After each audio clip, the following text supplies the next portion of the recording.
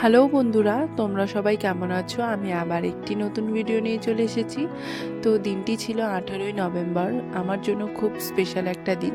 যার বার্থডে তার কোনো এক্সাইটমেন্ট নেই, তার জন্য স্পেশাল না, কিন্তু আমার জন্য খুবই স্পেশাল। তো আমি চলে গিয়েছিলাম আমি কেকের দোকানে। তো যেখান থেকে আমি কেক নেই, ওখানে আমি একটা অর্ডার দিয়েছিলাম কেকের। তো সেখান থেকে আমি অর্ডারটা নিতে চলে গিয়েছিলাম। আর যেখানে আমি কেকটা অর্ডার দিয়েছিলাম সেই কেকের দোকানটা মরাপাড়ার সামনে, দ্য কাস্টমাইজ।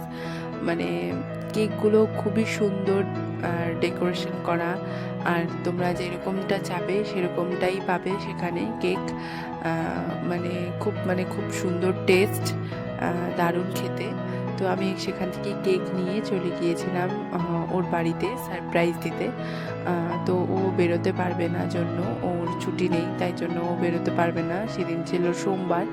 তো আমি চলে গিয়েছিলাম সারপ্রাইজ দিতে ওর বাড়িতে, ও জানেও না। তো এসে দেখি ঘরের পুরো এলোমেলো অবস্থা। তো আমি গিয়ে কেকটা রেডি করলাম, আর এদিকে দেখি যে ও হচ্ছে ঠাকুরকে প্রণাম করছে, পুজো দিচ্ছে।